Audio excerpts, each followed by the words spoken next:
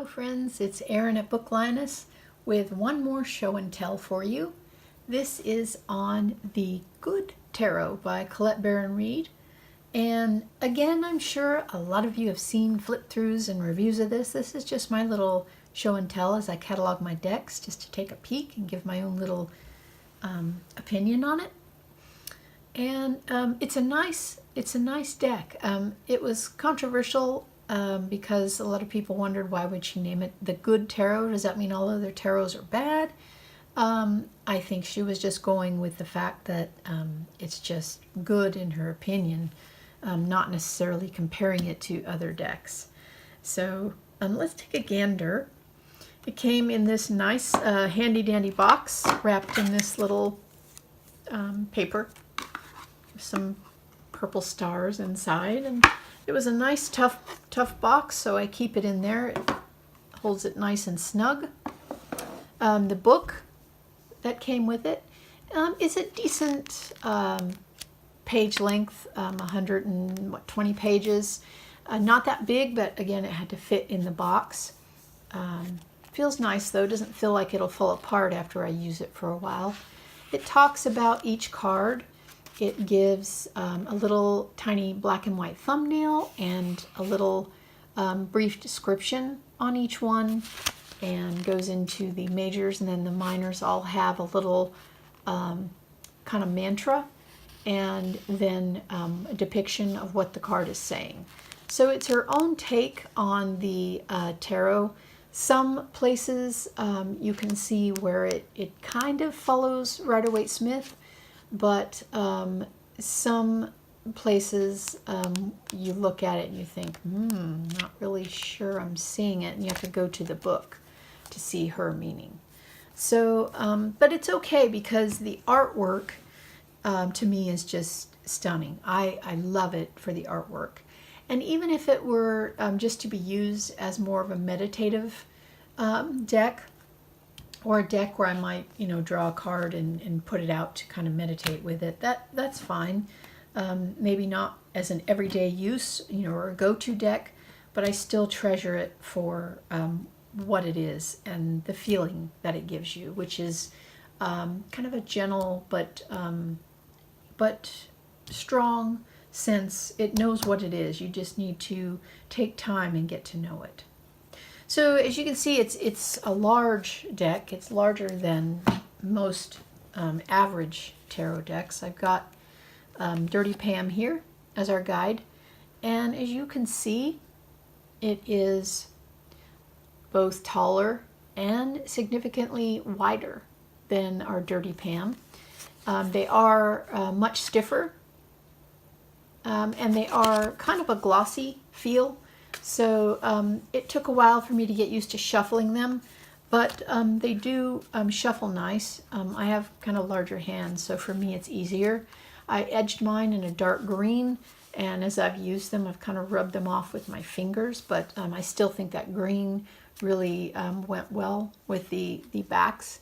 The backs have a lot more depth to them. So let's take a look at some of these cards. Ones that stood out to me, the Ace of Earth. Earth being, I'm assuming, pentacles.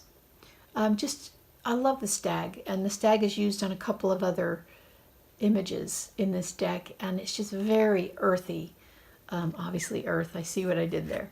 But it's just very grounded, very earth, and you don't see, the pentacle like you normally would. There's kind of a hint of something here, but it's not, your typical Rider-Waite-Smith. But you still get the feeling of the, the opportunity, the abundance that's starting to, the stag is rising, climbing to this top peak here, and the butterflies and the rays of sunshine. It's just a gorgeous card. One of the most beautiful ones in this deck is the Death card, or in this case, it's Transformation. It's just a gorgeous, gorgeous depiction here. One of my favorites out of all the decks I have depicting the Death card, just because it is showing change in a totally different way. And look at her face. We're not sure what's happening here. It might be a death, definitely a transformation occurring, but you can see in her expression it's slightly sad, but also wonder on what she is gazing at. And I love this one. This is the Queen of Earth, or Queen of Pentacles. If we're following our Rider-Waite-Smith, look at this queen. She is just stunning, just beautiful. And you can tell she has the grounding power of earth. Look at the ivy climbing up her shoulders and the flowers amongst her hair. She has the antlers, kind of a nod to Ellen of the Ways there. But she is just the depiction, the mother of earth. And I thought that was just totally stunning. Some of the ones that stood out, I have an example here of one that kind of follows Rider-Waite-Smith. We have the Six of Air, air being swords. And you can see the boat. Everybody knows when you see Six of Swords, you're going to see a boat showing travel, showing that you're heading to calmer, safer waters. So this is one where you kind of get a taste of, yes, I can understand that's the Six of Swords. But then you come across ones like this, the Six of Air, Six of Six of Pentacles.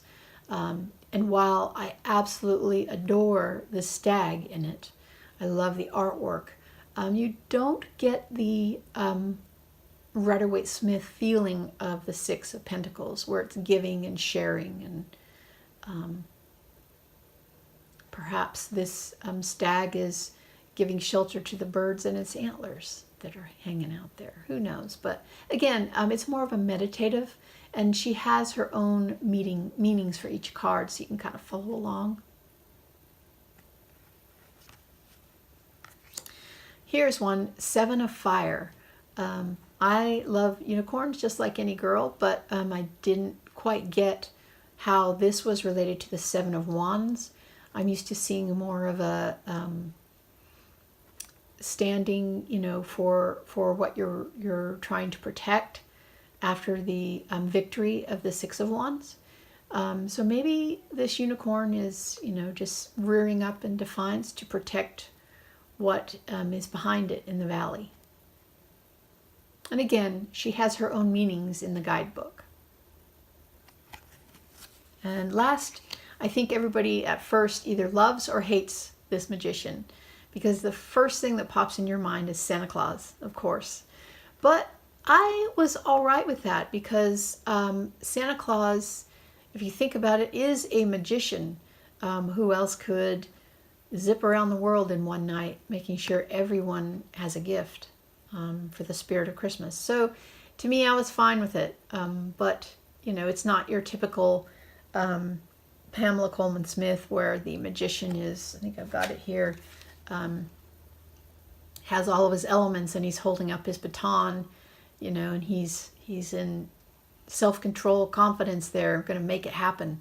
Whereas you've got Santa Claus here, who, his expression is pretty confident. I think he knows how to make it happen, and look at all he's got going on here. Here's his magic, here's his power. So yes, he knows what he's doing. He is going to get some magic done. Now, my deal breakers that I always look at in a deck: High Priestess. Lovely. So many layers in this deck. You can see her outline here. There's stars, there's wings. A lot going on in this card, but yet she has that serene, knowing expression with the triple goddess moon here. Two of Air, or Two of Swords. Not the typical one we're used to seeing with the crossed swords sitting with the ocean behind her. However, she does have the water behind her in turmoil. She does have two birds, So she could be making a decision.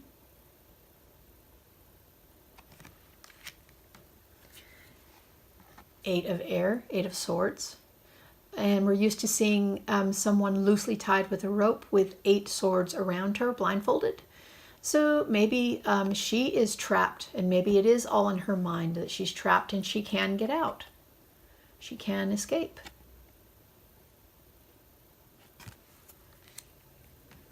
Here's our Queen of Swords. This is probably one of the friendliest queens of swords that I have seen. Still, it is absolutely stunning. I do love it. I love all the feathers. I love the owl. The owl looks very lifelike. And finally, the Strength card. I absolutely love the Strength card here. I love that lion. So powerful. He is just roaring, letting everyone know he is there. And she is softly by his side, but in control and unafraid. So that was a show and tell of the Good Tarot. It might not be a good one for beginners who want to follow the Rider-Waite-Smith. Obviously, they'd want to start out with one that they can more easily read the signs. Because as I've said before, there aren't the typical symbols. However, it is a great deck to delve into, to meditate with, to just look at all the layers and the luscious artwork and enjoy it for what it is. I hope you enjoyed this, and I look forward to our next video together. Take care for now. Bye-bye.